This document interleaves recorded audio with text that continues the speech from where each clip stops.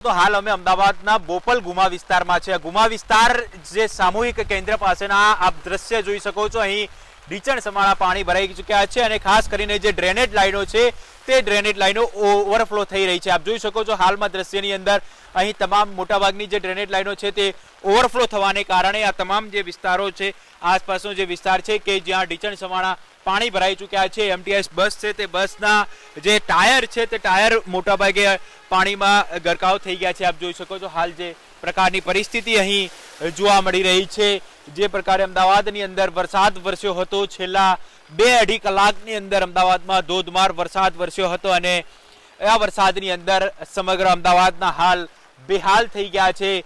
અનેક જે વિસ્તારો છે કે જ્યાં ઢીચણ સમાણા પાણી ભરાઈ ચૂક્યા છે। જો કે આજે રવિવારનો દિવસ હોવાથી મોટાભાગના લોકો રજા પર હતા અને તે જે વાહન ચાલકો છે, શહેરીજનો છે, તેઓને કોઈ અગવડતા મોટાભાગે પડી નથી, પરંતુ જે પ્રકારે માહોલ જોવા મળતો હતો તમામ જગ્યાએ જે નીચાણવાળા વિસ્તારો છે કે જ્યાં ઢીચણ સમાણા પાણી ભરાઈ ચૂક્યા હતા અને એક સાથે જે પાણીની આવક થઈ હતી તેને કારણે મોટાભાગે આ જે વિસ્તાર છે કે જ્યાં જે ડ્રેનેજ લાઈનો છે તે ઓવરફ્લો થઈ રહી છે। આપ જોઈ શકો છો મોટાભાગની જે ડ્રેનેજ લાઈનો છે તે ઓવરફ્લો થઈ રહી છે અને તેને કારણે આ જે વિસ્તાર છે કે જ્યાં પાણી ભરાઈ ચૂક્યા છે।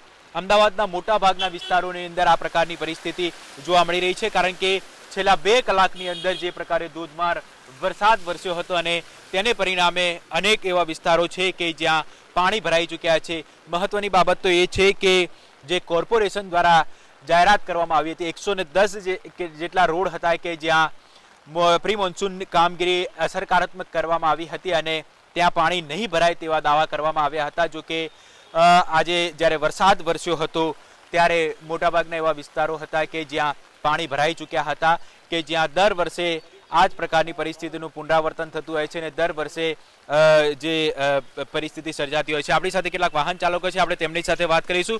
શું કહેશો, શું પરિસ્થિતિ આ વિસ્તારમાં જોવા મળે છે? 3 વર્ષથી છે, આવતી સાલ બી ગઈ સાલ બી આ પરિસ્થિતિ હતી, આ સાલ બી આ પરિસ્થિતિ છે। હજુ તો શરૂઆત છે વરસાદની અને આજ આ શરૂઆતમાં આ જ પોઝિશન છે। હજુ તો ઘણો બધો ટાઈમ બાકી છે, અમારે ઘણું બધું વેઠવાનું છે, મચ્છર બી થાય છે અને આનો કોઈ નિકાલ હજુ સુધી થતો નથી। ગઈ સાલ પણ વાત કરી હતી, આ સાલ પણ વાત કરી છે, હજુ સુધી આનો કોઈ નિકાલ થયો નથી। નથી રોડ બનતો કે નથી આ પરિસ્થિતિ જોવા દિવાલ, આ બધી પરિસ્થિતિ તમે જુઓ, આનો કોઈ નિકાલ થતો નથી। શું કહેશો, આપ કોને રજૂઆત કરી છે અને શું જવાબ મળે? અમે વચ્ચે બી દેવંગ મ્યુનિસિપલ પાર્ટીને રજૂઆત કરી હતી, લેખિતમાં જ કરી છે। આ સામે જો આરોગ્ય કેન્દ્ર એની પરિસ્થિતિ તમે જો, પાણી દવાખાનું છે, દવાખાનામાં પાણી ભરેલો, સામે ઓલો ગટર રાખ્યું 1 ફૂટ પાણી ઉલળે છે। આ બધી ગટરો અમારે કઈ રીતે રહેવાનું? અમારો ફ્લેટ છે ક્રિએશન કરીને।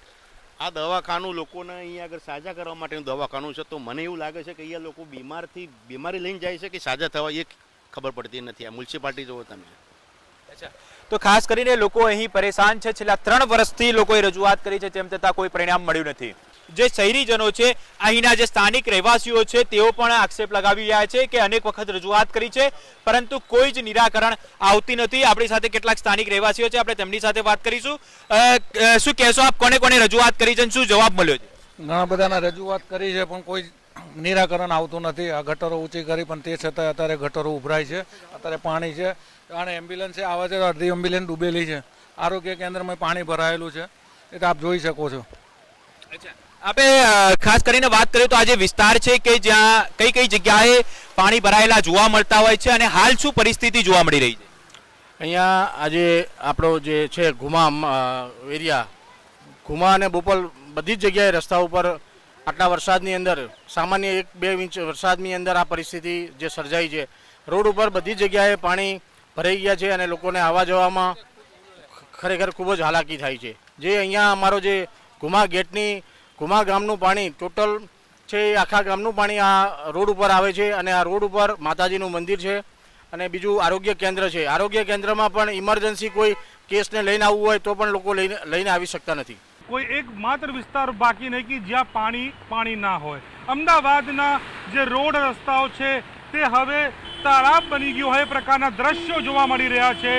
માત્ર 2 થી 3 કલાકની વરસાદની અંદર અમદાવાદના તમામ પૂર્વ વિસ્તાર હોય કે પશ્ચિમ વિસ્તાર હોય, એમાં ખાસ કરીને પોશ વિસ્તારની વાત કરીએ તો ત્યાં પણ પરિસ્થિતિ ખૂબ જ ખરાબ જોવા મળી રહી છે। અમે પ્રગતિનગર, ભુયંગ દેવ, શાસ્ત્રીનગર, હેલ્મેટ જે તમામ જગ્યાએથી ફરતા હવે અહીંયા જે હિમાલય મોલ અને ડ્રાઇવિંગનો જે રોડ છે ત્યાં પણ પરિસ્થિતિ ખૂબ જ ખરાબ છે।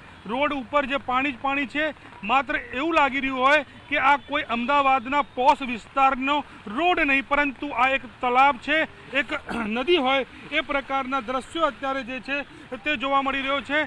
જોઈ શકો છો કે કઈ રીતે જે છે અત્યારે અમદાવાદ મ્યુનિસિપલ કોર્પોરેશનના બોર્ડ જરૂરથી લાગ્યા છે. મોટા મોટા બોર્ડ હશે અને પ્રી મોન્સૂન પ્લાન જે છે તે પણ દેખાઈ રહ્યા છે, પરંતુ ચોપડા ઉપર જ એ કોઈ પણ જગ્યાએ ઇમ્પ્લિમેન્ટમાં આવી હોય એ પ્રકારના દ્રશ્યો છે એ અમને નથી લાગી રહ્યું કે એ પ્રકારના કોઈ દ્રશ્યો રોડ ઉપર હાલ દેખાઈ રહ્યા છે. એનું કહેવા પાછળનું કારણ માત્ર એટલું છે, કારણ કે અત્યારે જે વરસાદ છે તે 2 થી 3 કલાક એટલે કે 1 થી 1.5 વાગ્યા સુધી શરૂ થયેલ વરસાદ અત્યારે જે 3, સવા 3 થવા દઈ રહ્યા છે ત્યાં સુધીમાં જ રોડ ઉપર જે પાણી જ પાણી જોવા મળી રહ્યું છે. અને એ પણ સામાન્ય પાણી નહીં, રોડ રસ્તાઓ બંધ કરવાની ફરજ પણ જે છે પડી રહી છે. લોકોને ડાયવર્ઝન આપવામાં આવી રહ્યું છે કે લોકો આ રોડ ઉપરથી ના જાય, કારણ કે આ રોડ ઉપર પાણી છે. આ રોડ ઉપર હવે રોડ નથી, તાલાબ જેવા દ્રશ્યો છે.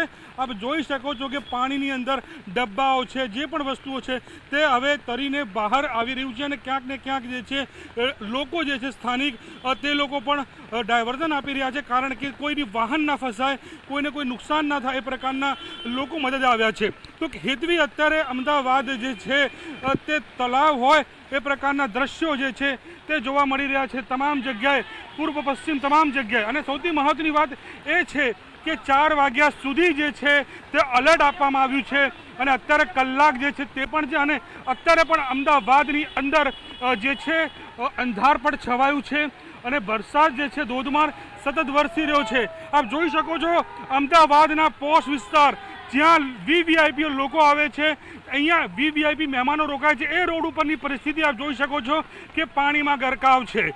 રોડ જે છે તે બંધ કરવાની ફરજ પડી ગઈ છે અને એનું માત્ર કારણ છે કે એએમસીનું પ્રી મોન્સૂન પ્લાન જે માત્ર ને માત્ર ચોપડા ઉપર છે એ પ્રકારના દ્રશ્યો હેતવી જોવા મળી રહ્યા છે.